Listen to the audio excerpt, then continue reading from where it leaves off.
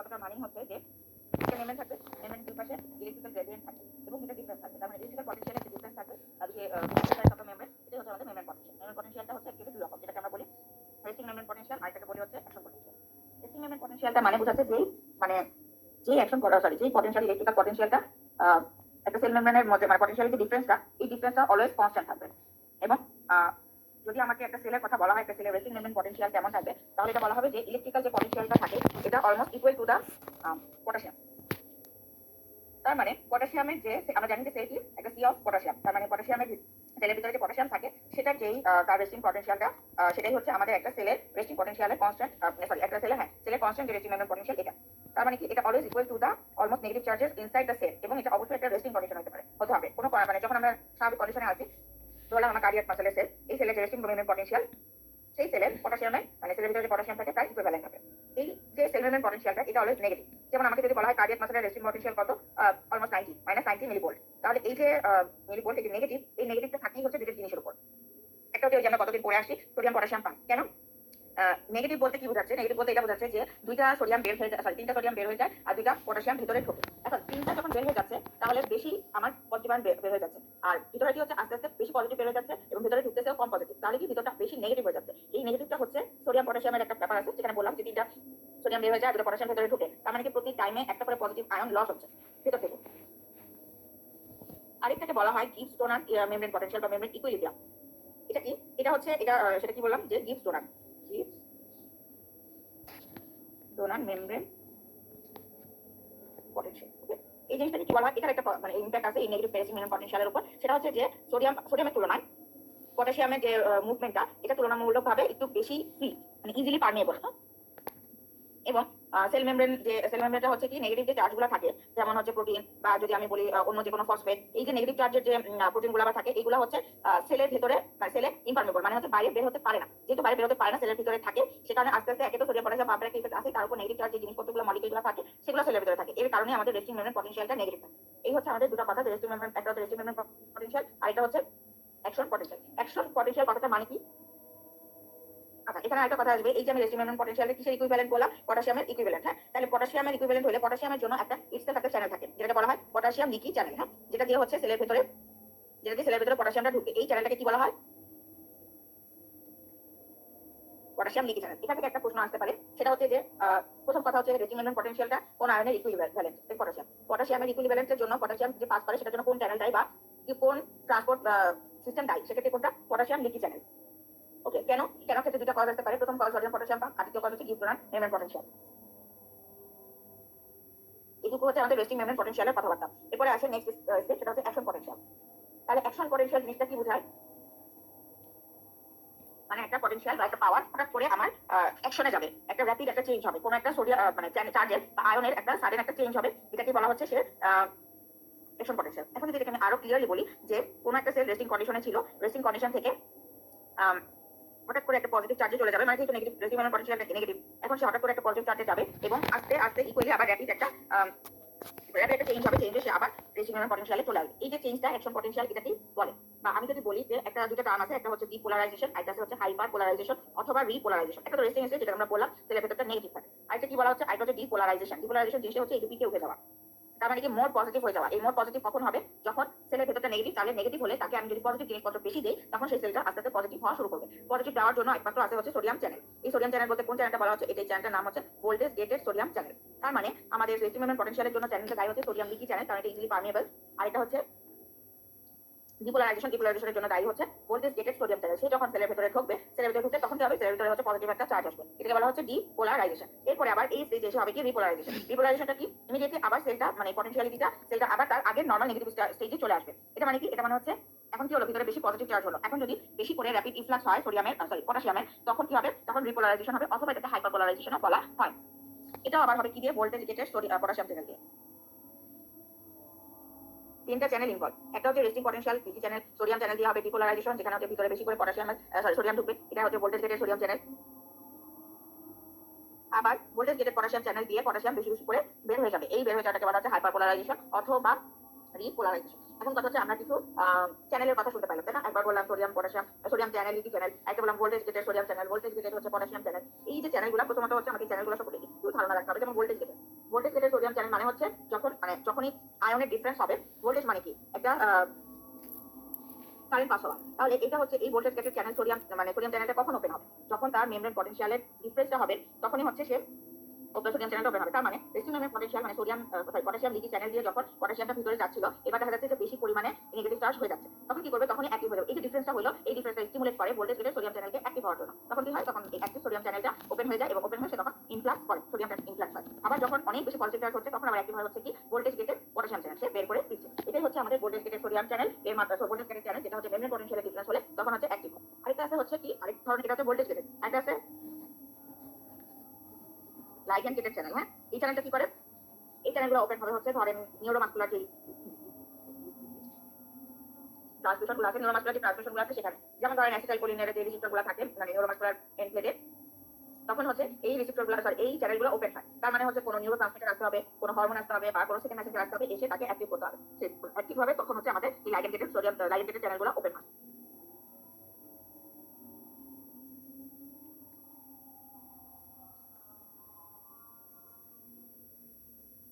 এই গেল হচ্ছে চ্যানেল গুলোর কথা। এবার আসেন অ্যাকশন পটেনশিয়াল। এই যে ফিগারটা আঁকলাম, এই ফিগারটা হচ্ছে এই যে এভাবে যদি বলি, আর এখানে হচ্ছে মিলি সেকেন্ড।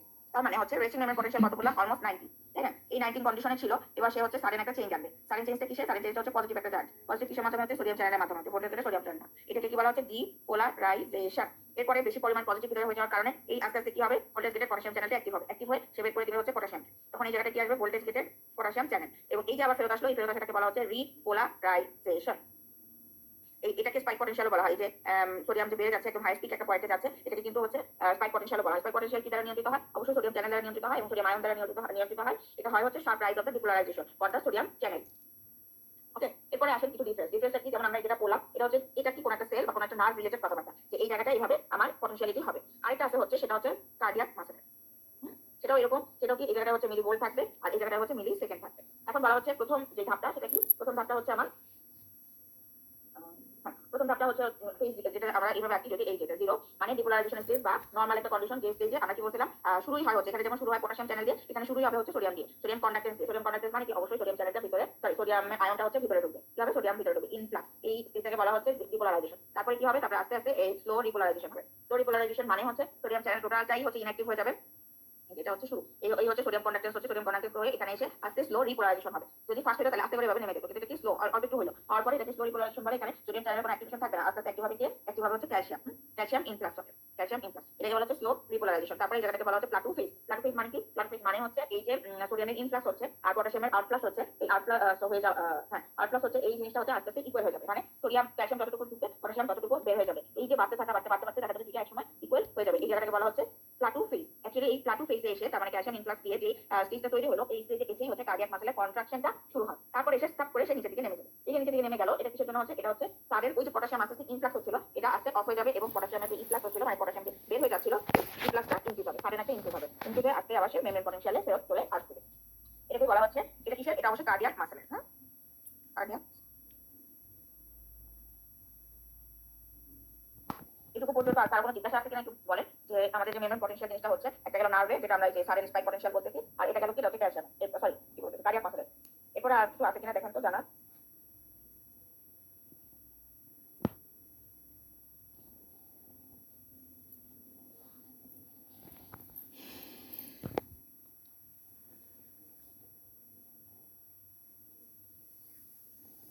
আর কিছু জানার থাকলে বলেন। অ্যাকশন পটেনশিয়ালটা কিন্তু অনেকেই প্যাচ লাগে, যেমন সোডিয়াম পটাশিয়াম পাম্পের ক্ষেত্রে কোনটা ভিতরে যায় কোনটা বাইরে যায়, ঠিক যে ঘটনাটা উল্টা হয়, সে কিন্তু অনেকেই ধরতে পারে না। হ্যাঁ,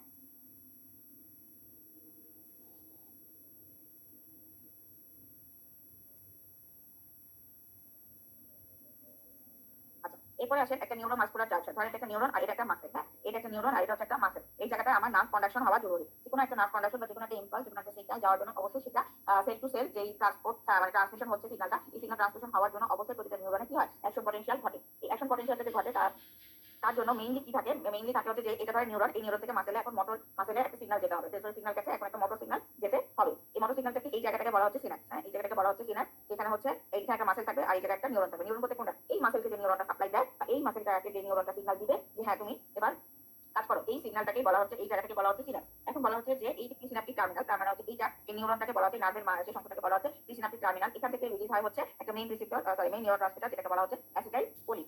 এরপরে আসে কি হচ্ছে প্রিসিনাপটিক মানে প্রিসিনাপটিক টার্মিনালে অ্যাসিটাইল কোলিনটা তৈরি হয়। এই অ্যাসিটাইল কোলিন যে তৈরি হচ্ছে, এই জায়গাটা ইম্পর্টেন্ট। অ্যাসিটাইল কোলিন তৈরি হওয়ার জন্য রেসপন্সিবল হরমোনের নাম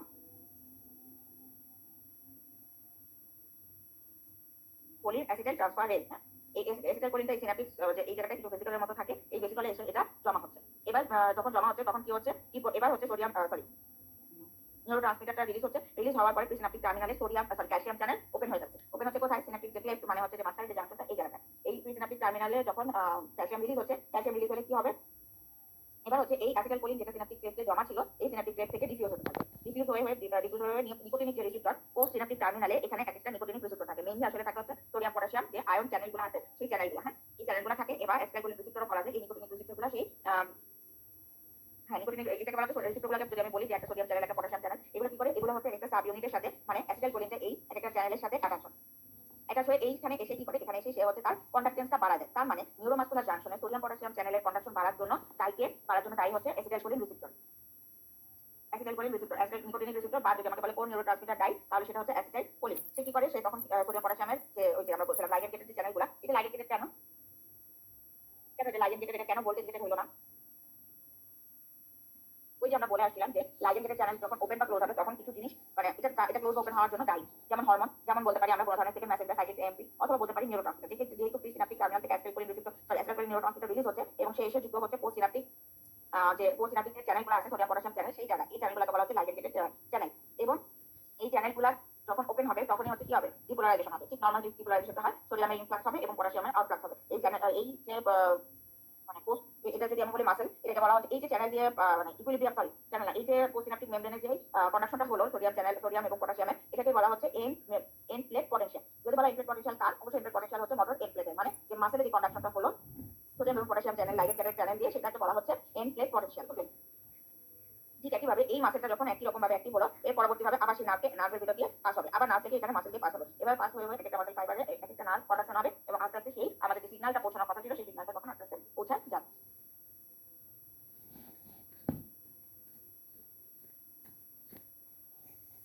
যেমন একটা ডিজিজের কথা আছে মাইসেনিয়া গ্রেভিস। মাইসেনিয়া গ্রেভিস হলে কি হয়, মাসেলগুলা মানে লুজ হয়ে যায়, মাসেলে হচ্ছে ফ্ল্যাসিড প্যারালাইসিস হয়। এই ফ্ল্যাসিড প্যারালাইসিস হওয়ার কারণটা কি, কারণটা হচ্ছে ওই যে আমাদের অ্যাসিটাইল কোলিন রিসেপ্টর ছিল মোটর এন্ড প্লেটে, তার মানে মাসেলে সেই রিসেপ্টরের সংখ্যা কমে যাচ্ছে। এই রিসেপ্টরের সংখ্যা যখন কমে যায় তখন কি হয়, ডিপোলারাইজেশন আর পসিবল হয় না। কারণ কি, অ্যাসিটাইল কোলিনই তো সোডিয়াম পটাশিয়াম যে চ্যানেলগুলো আছে যেগুলোকে আমরা নিকোটিনিক রিসেপ্টর বলতেছি, সেই নিকোটিনিক রিসেপ্টরের সাথে বাইন্ড করতে হবে। যখন এই রিসেপ্টরগুলাই নাই তখন কি হবে, রিডিউস হয়ে যাবে। তখন হচ্ছে আমাদের উইকনেস আসবে, ফ্যাটিকনেস আসবে এবং ফ্ল্যাসিড টাইপ অফ প্যারালাইসিস হবে। তার মানে কি, তার মানে এই রিসেপ্টর কমে যাওয়ার যে মানে অ্যাসিটাইল কোলিন রিসেপ্টর থেকে যাতে অ্যাসিটাইল কোলিনটা ডিগ্রেড হয়ে যেতে না পারে, সেই জন্য কি ইউজ করা হয়, অ্যাসিটাইল কোলিন ইনহিবিটর, যেমন এটাকে বলা হয় নিওস্টিগমিন। তার মানে মাইসেনিয়া গ্রেভিসে নিওস্টিগমিন যে ড্রাগটা আছে সেটা ইউজ করা হয়। যে কি করে, এই রিসেপ্টরকে বাইন্ড করবে, বাইন্ড করতে পারতেছে না, অ্যাসিটাইল কোলিন তো নিকোটিনিক রিসেপ্টরের সাথে বাইন্ড করতে পারতেছে না। তখন কি হয়, তখন হচ্ছে অ্যাসিটাইল কোলিনটা ডিগ্রেডেশন হয়। আর নিওস্টিগমিন দিলে অ্যাসিটাইল কোলিনের ডিগ্রেডেশনটা কমে যায়। আলটিমেটলি কিছু অ্যাকশন পটেনশিয়াল ঘটে, যেমন কিছু অ্যাসিটাইল কোলিন ওই রিসেপ্টর দিয়ে কিছুটা পাস করতে পারে। যখন কিছুটা কম্পেনসেশন হয় তখন আমরা এটাকে আস্তে আস্তে বলি রিকভারির দিকে যাচ্ছে, তখন প্রতিদিন ক্লাসিক টাইপ অফ প্যারালাইসিস থাকে না। এটা হচ্ছে একটা example মাইসেনিয়া Grevy's.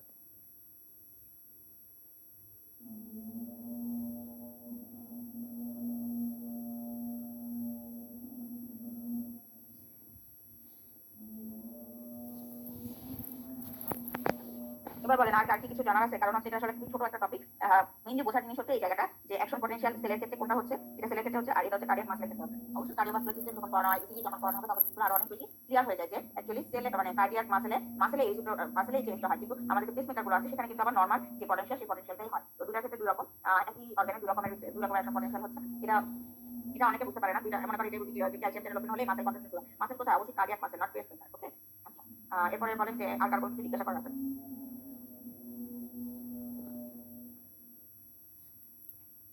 Network issue maybe, এখনো কি শোনা যাচ্ছে না?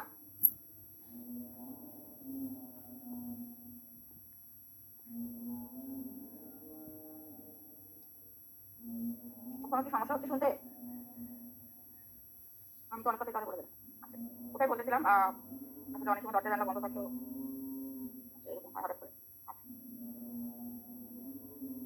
জেনারেল ফিজিওলজিতে আসলে এখন মনে হচ্ছে ওইটা অনেক কিছু ইম্পর্টেন্ট, ওটা অনেক কিছু ইম্পর্টেন্ট, কিন্তু যখন আস্তে আস্তে এই জিনিসগুলো প্রতিটা সিস্টেমে ইমপ্লিমেন্ট হবে, কার্ডিওভাস্কুলার যেমন বললাম, তারপরে রেসপিরেটরিতে বলবো, এরকম যখন আস্তে আস্তে ট্রান্সপোর্ট সিস্টেমগুলো আসবে, ডিআইটিতে আসবে, এন্ডোক্রাইনে আসবে, তখন এগুলো অনেকেই সোজা হয়ে যাবে। কোনটা ট্রান্সপোর্ট, কোনটা কাউন্টার ট্রান্সপোর্ট, কোন জায়গায় অ্যাকশন পটেনশিয়ালটা কিরকম হয়। মোটামুটি সব সেলে একই রকম অ্যাকশন পটেনশিয়াল হয়। একমাত্র কার্ডিওভাস্কুলার যে সেকশনটা আছে, কার্ডিওভাস্কুলার সেকশন বলতে এটা মানে যাদের এই ধরনের সমস্যা আছে তখন হচ্ছে এটা বোঝা যাচ্ছে না।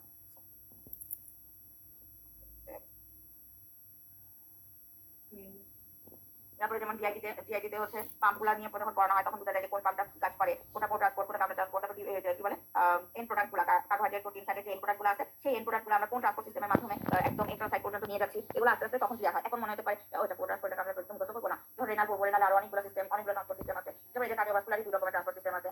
তারপরে অ্যাকশন পটেনশিয়ালের ডিফারেন্স আছে। তো এই জিনিসগুলো হচ্ছে কি এখন একদম বেসিক অবস্থা বললে পরবর্তীতে প্রতিটা সিস্টেমে আলাদা আলাদা করে আর বোঝানো লাগবে না, একবারে পড়ে ফেললেই সুবিধা।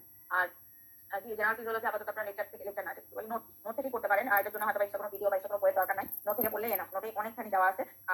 মানে প্রথম পড়তে যারা প্রথমবার এখন ক্লাস করতেছেন তাদের জন্য এটা প্রথমবার একটু কষ্ট হবে, এক দুইবার পুরো নোটটা রিডিং দিবেন, পুরো চ্যাপ্টারটা, যে জেনারেল ফিজিওলজি যে চ্যাপ্টারটা আছে বা যাদের পড়ানো হয়েছে সেগুলো আগে রিভিশন দিবেন। যেমন আমি বলছি গত ক্লাসে মাইটোকন্ড্রিয়া, সাইটোপ্লাজম, কি এটা কি বলে, রাইবোসোম, প্রোটিওজোম, এগুলো হয়তো আমি বলবো, কিন্তু তার মানে এটা না যে আপনারা পড়বেন না বা জানবেন না বা বুঝবেন না, অবশ্যই বুঝবেন। এখন মনে হচ্ছে যে আরে সোজাই আছে, সোজা তো অবশ্যই আছে, কোন জায়গায় ক্যারিয়ার পোর্টে লাগে, কোন জায়গায় ক্যারিয়ার পোর্টে লাগে না, কিন্তু তাও এনার্জিটা লস হচ্ছে। এই যে ডিফারেন্সগুলো এগুলো আস্তে আস্তে পড়তে পড়তে ক্লিয়ার হবে। হ্যাঁ,